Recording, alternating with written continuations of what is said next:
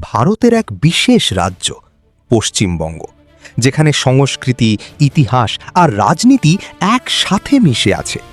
এখানে প্রতিটি রাস্তা, প্রতিটি গলি, প্রতিটি চায়ের দোকান, সব জায়গাতেই শোনা যায় আলোচনা, মতামত আর বিতর্কের শব্দ।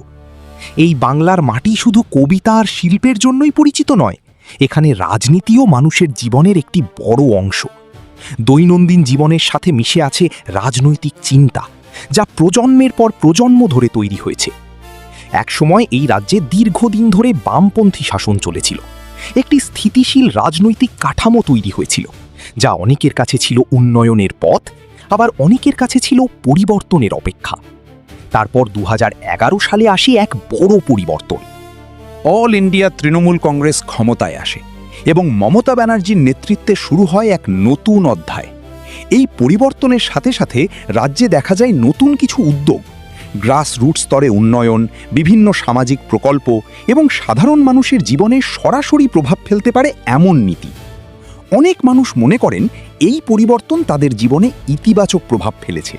বিশেষ করে গ্রামীণ এলাকায় উন্নয়ন, মহিলা এবং ছাত্রছাত্রীদের জন্য বিভিন্ন প্রকল্প, এগুলো সমাজের একটি বড় অংশকে সাহায্য করেছে। কিন্তু সময়ের সাথে সাথে রাজনীতির চিত্র আবার বদলাতে শুরু করে। এক নতুন শক্তি ধীরে ধীরে সামনে আসে।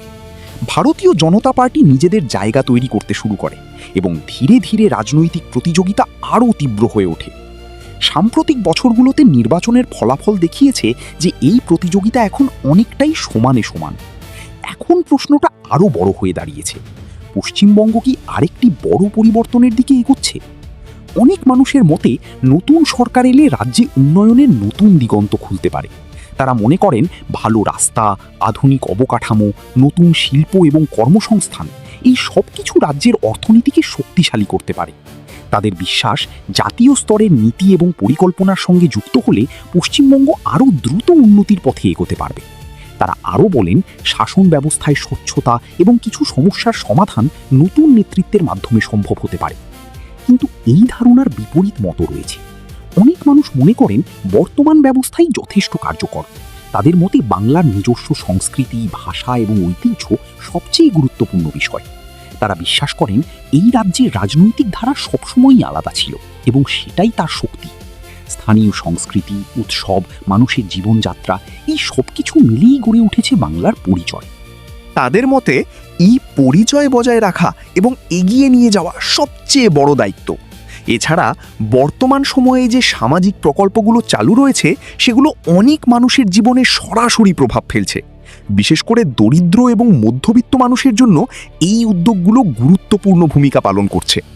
এই দুই ভিন্ন মতের মাঝে সবচেয়ে গুরুত্বপূর্ণ বিষয়টি হলো সাধারণ মানুষের ভাবনা। কারণ শেষ পর্যন্ত রাজনীতির আসল প্রভাব পড়ে মানুষের দৈনন্দিন জীবনে। একজন ছাত্র চায় তার ভবিষ্যৎ নিরাপদ হোক, সে চায় ভালো শিক্ষা এবং চাকরির সুযোগ। একজন শ্রমিক চায় তার পরিশ্রমের সঠিক মূল্য এবং একটি স্থায়ী আয়। একজন ব্যবসায়ী চায় স্থিতিশীল পরিবেশ, যেখানে সে তার কাজ নির্ভয়ে চালাতে পারে। এই সব কিছু মিলেই তৈরি হয় মানুষের প্রত্যাশা, আর সেই প্রত্যাশার উপরই দাঁড়িয়ে থাকে রাজনীতি। তাই প্রশ্নটা শুধু এই নয় যে কোন দল ক্ষমতায় আসবে, প্রশ্নটা হলো কারা মানুষের এই প্রত্যাশাগুলো পূরণ করতে পারবে। পশ্চিমবঙ্গ আজ এক গুরুত্বপূর্ণ মোড়ে দাঁড়িয়ে। একদিকে রয়েছে পরিবর্তনের সম্ভাবনা, অন্যদিকে রয়েছে ধারাবাহিকতার বিশ্বাস। এই সিদ্ধান্ত সহজ নয়, কারণ এর সঙ্গে জড়িয়ে আছে ভবিষ্যৎ, জড়িয়ে আছে মানুষের জীবন। তাই এই সিদ্ধান্ত নেওয়ার অধিকার কোনো একক ব্যক্তি বা দলের নয়, এই সিদ্ধান্ত পশ্চিমবঙ্গের মানুষের।